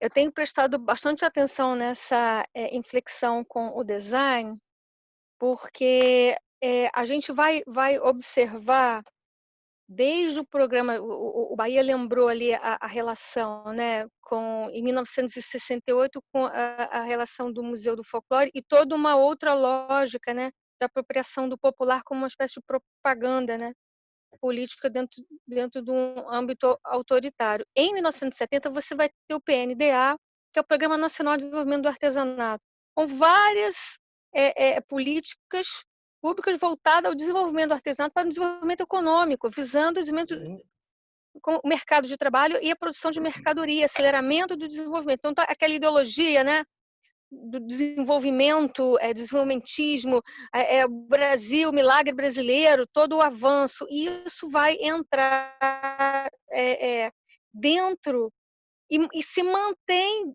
dentro desses órgãos que vão acompanhar e vão ali, então eles não ganham dinheiro porque eles não sabem, eles não têm conhecimento, então eles vão melhorar as técnicas, vão dar insumos, então e aí até que foi bom você ter trazido essa pergunta, porque uma das peças que eu ia mostrar, porque eu mostrei as figuras, era esse cântaro aqui, essa bilha d'água, que eu comprei em Goiás. E essa bilha d'água é da Didi, ela está assinada.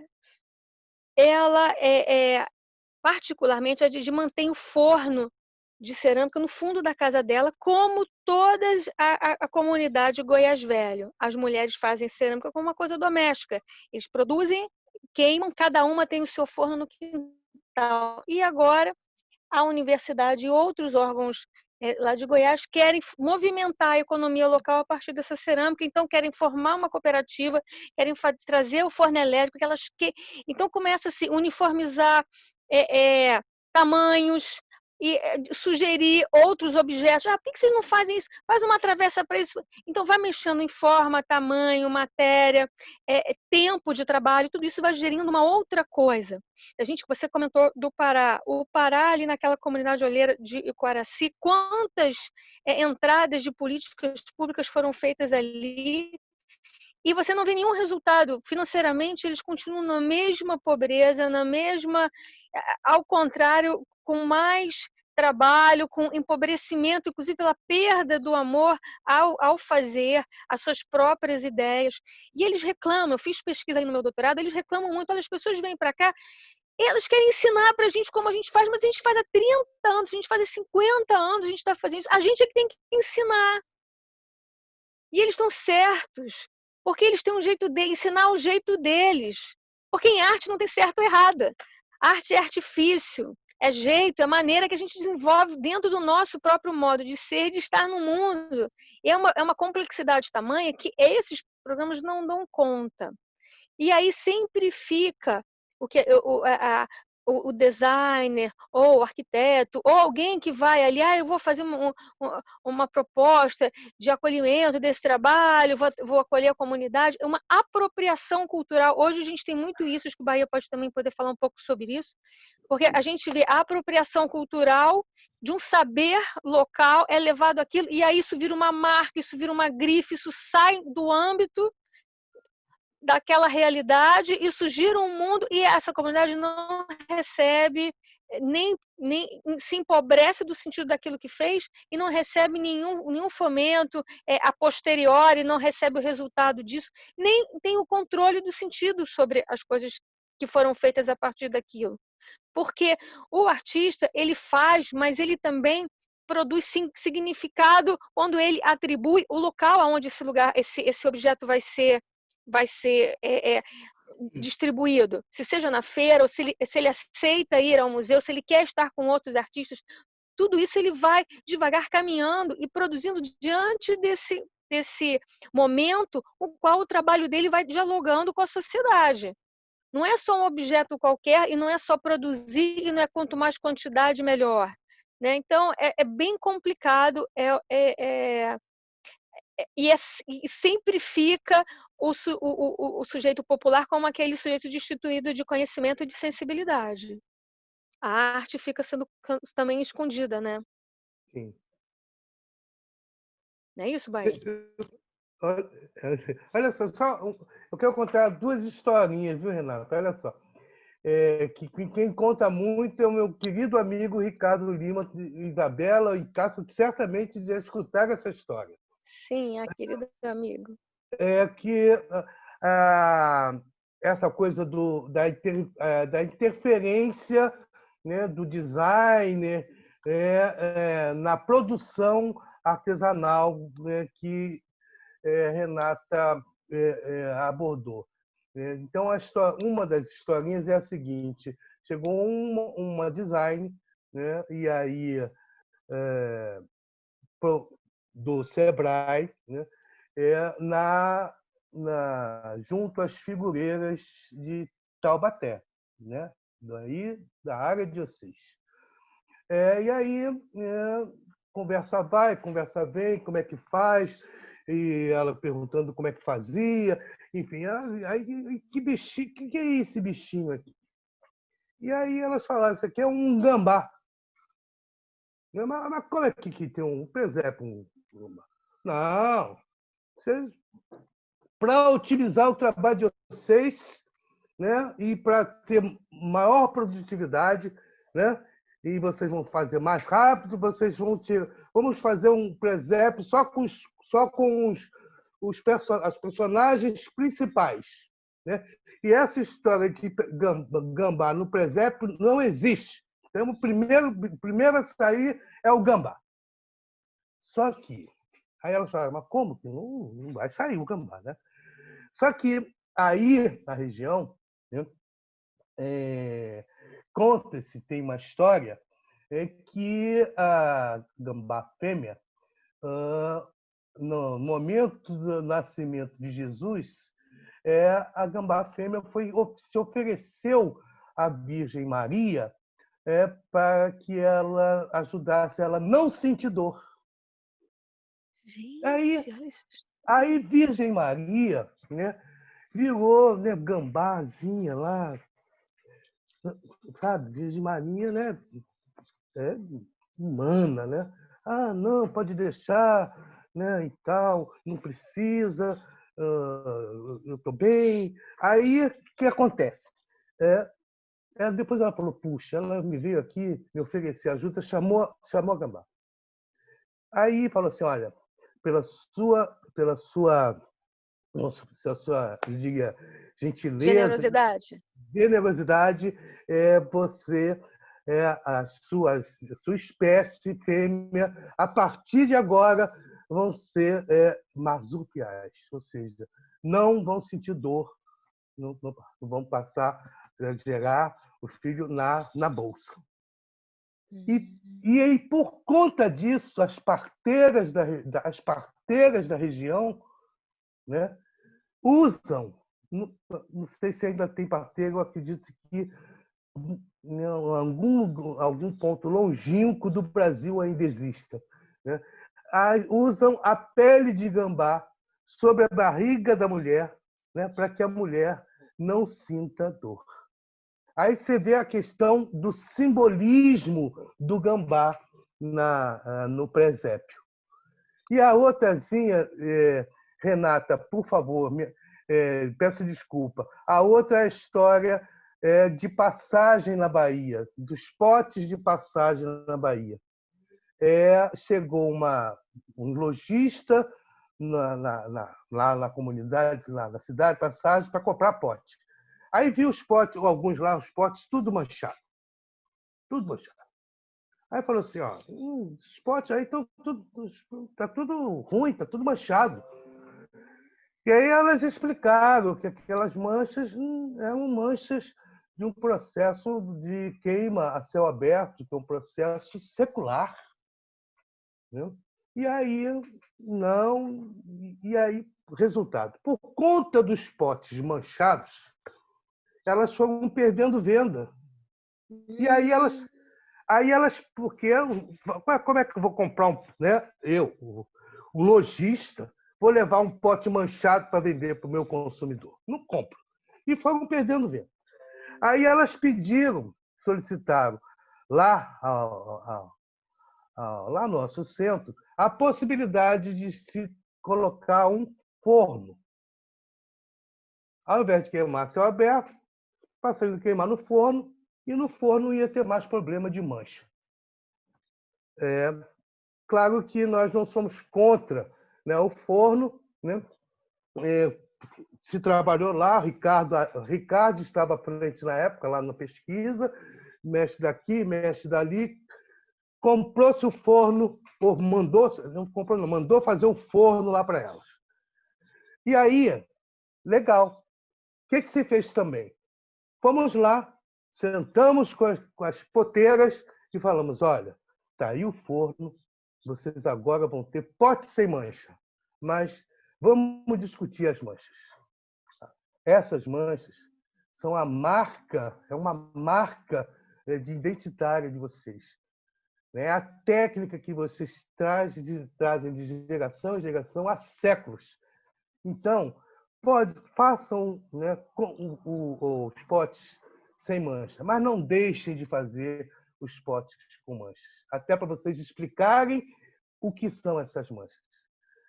Resultado, gente, né, elas fizeram isso, continuaram mantendo a queima a céu aberto, mas lá fazendo também lá os sem mancha e os com mancha. Né? Depois nós soubemos, através delas, que os potes com manchas passaram a ser vendidos mais do que os potes, né, sem mancha do forno. Exatamente por causa do valor agregado, né, que aquela mancha no pote dava para elas. É isso. Então, eu tentei destacar essas duas histórias a partir dessa abordagem que você fez, Renata, porque imagina, né, se a gente simplesmente considerasse o mercado. Né? Imagina se considerasse só o mercado. Considerar só o mercado, enfim, em pouco tempo elas estariam perdendo essa técnica da queima a céu aberto, que é difícil. Vocês já viram, nossa, é muito difícil.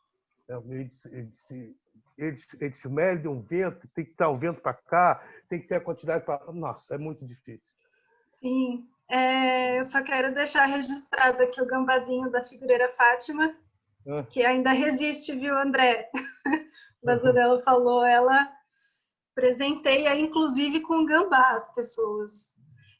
Bom, eu vou para a última questão, então, eu só peço a questão do tempo, né, que a gente já deu uma ultrapassada aqui, mas uma questão muito pertinente, do Nelson, que ele diz: essa reflexão que tu está fazendo, César, levaria a pensar que valeria a pena que os museus chamados de museus de folclore pensem na possibilidade de mudar o seu nome, já que o que está nos seus acervos realmente não seria folclore, senão objetos de manifestações da cultura popular e, portanto, manter esse nome seria perpetuar essa ideia excludente e exotizante e até racista de vários dos defensores do conceito de folclore? Nossa, aí Isabela me ajuda, tá? Olha só, querido, a questão não passa pelo que ser folclore ou cultura popular.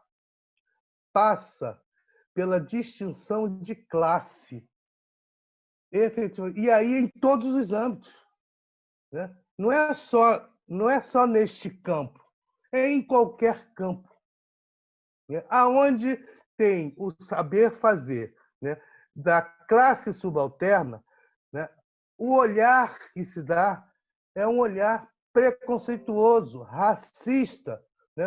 Sabe aquela história do racismo estrutural? É isso. Então, não é mudar o nome, até porque, acabei de falar, o Brandão e o Bazanella nos mostrou com muita clareza, né, que folclore e cultura popular elas estão imbricados, né? O que é o folclore? Você tem lá a Folia de Reis, é uma manifestação da cultura popular. Então, as roupas, as máscaras, aquelas indumentárias que eles fazem as máscaras deles próprios, né? É a materialidade, né, dessa manifestação, né? E aí é arte popular, é artesanato, sabe? Então, isso tudo está muito imbricado. Então, a questão não passa por mudar nome, né? A questão passa por mudar o modo de olhar, mudar a maneira de olhar as classes subalternas, né? Enfim, que nós hoje, principalmente, estamos padecendo, né, com o que está acontecendo no Brasil há cerca de 5 anos e, muito mais gravemente, há cerca de 2 anos, né, onde o que vem sendo feito, né, é um processo de radicalização exatamente dessa questão do preconceito, do racismo, do machismo, xenofobismo, a misoginia, enfim, né? Então, não adianta mudar o nome, a gente pode mudar o nome, né? Eu prefiro que a gente mude, né, quem está no poder. Vai ser mais Eu fácil. também concordo com você, quero fazer força nessa tua ideia de que não adianta a gente mudar o rótulo. Na verdade, vale o que está dentro. Às vezes é importante até a gente manter o rótulo, porque ele conta uma história. Porque se o racismo é superado, ele ficou numa história, ele também não pode ser escrito, ele tem que ficar marcado. Tudo a gente não pode apagar. Quando uma coisa que a revisão hoje da história lembra com pena é que os documentos da escravidão no Brasil, quando houve a Lei Áurea, eles foram queimados. Então, houve muito apagamento. Tentaram, não, isso não aconteceu, vamos, sabe? Assim como nós também, quando superamos a ditadura, não fizemos a revisão da violência na ditadura e agora a gente está sofrendo esse rebote. Então, eu faço coro aí ao Bahia pelas palavras dele. Bahia, quero dizer que eu amei conhecer você antes da gente terminar e que parece que a gente combinou, né? E se entrosou totalmente. Depois a gente pode combinar de outras conversas. Eu queria mostrar o pote que você falou, a história que você contou do fogo lambendo, ó. Toda a marca que tá, ó. Isso sim, Essa e é a só marca. quem sabe. Isso.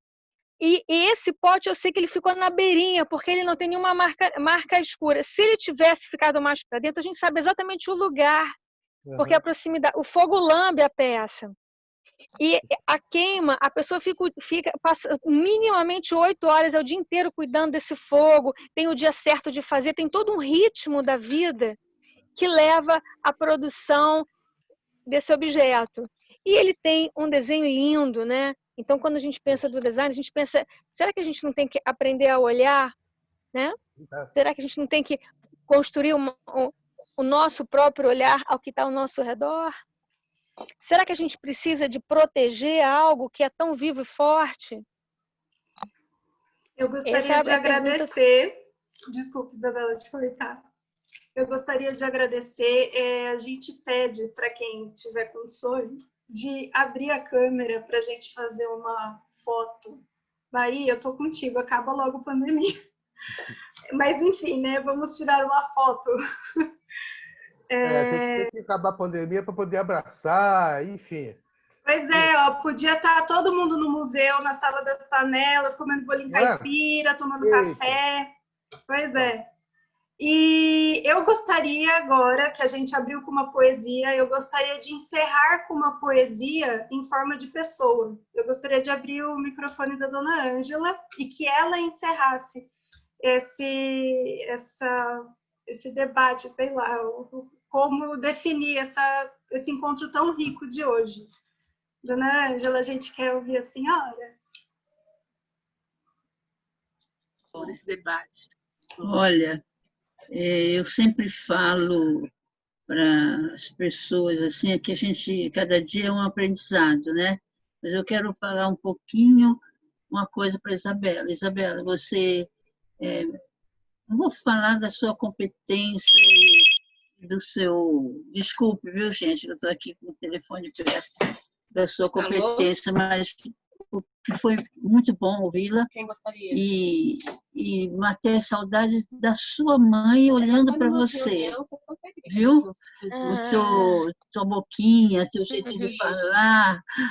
E matei a saudade dessa criatura que construiu tudo isso aqui em São José junto, foi por causa dos apontamentos dela, enfim, tem uma outra história que eu vou contar para vocês. Então, obrigado, Isabela. E para o meu amigo aqui, eu achei interessante que a abordagem, né, dessa arte pela Isabela, com toda a competência dela, dessa força, desse sentimento dentro da arte, e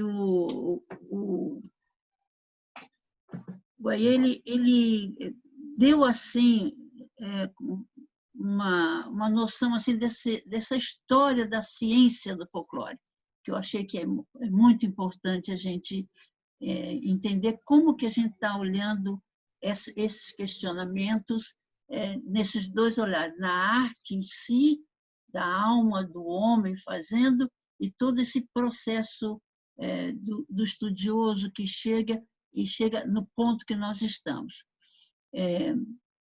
Eu não quero contribuir com nada, mas eu acho que foi importante.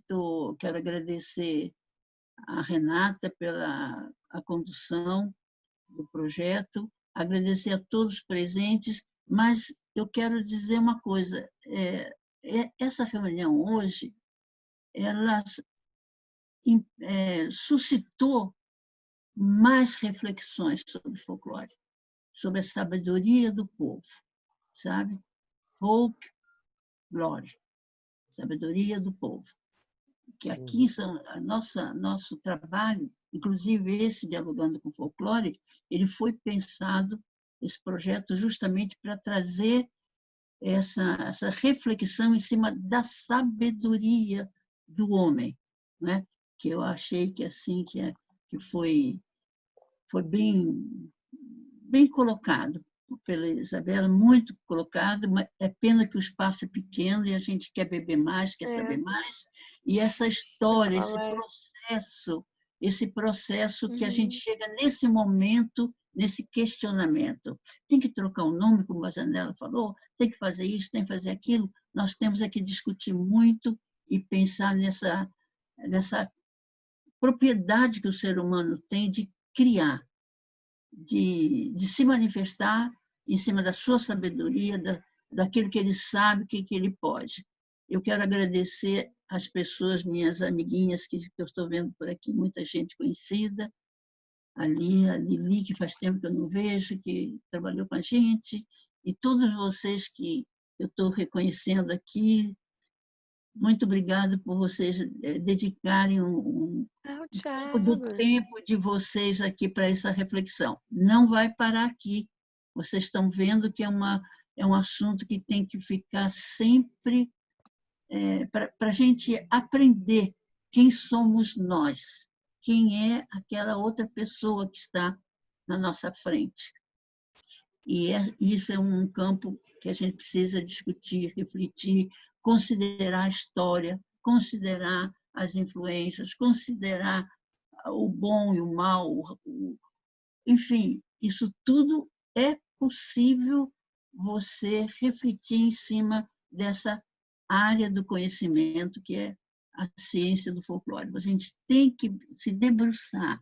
Olha o exemplo que nós tivemos ontem com o lançamento do livro, que a gente trabalha com folclore, o trabalho do folclore, do Museu do Folclore, o museu, a ferramenta e a sabedoria de vocês e dessas pessoas muito especiais que vieram hoje conversar com a gente. Muito obrigado. Eu acho que, vamos dizer assim, temos que fazer mais, temos que conversar mais. Vocês sabem que eu acho que esse sistema de retratinho que eu estou vendo aqui na minha frente, e a gente não está junto numa sala só, mas eu acho que isso aí tá legal, sabe? Porque se a gente estivesse numa sala, como a gente costumava estar, né, falando, talvez a gente não falasse do jeito que a gente está falando, pelo menos eu estou vendo as pessoas que estão...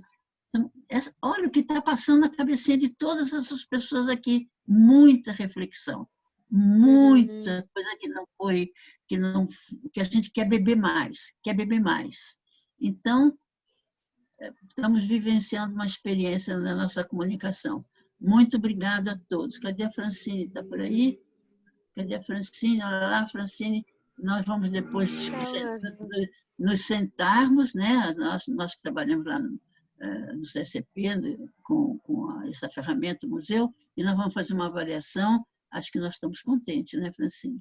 Eu demorei porque eu não entendo nada desses botõezinhos aí, eu você, e eu entrei um pouquinho atrasado, perdi o início, e com certeza vou rever. Muito obrigada a todos pela presença e a equipe que organizou tudo, principalmente um abraço especial para os meus amigos que estou vendo aqui. Um beijo.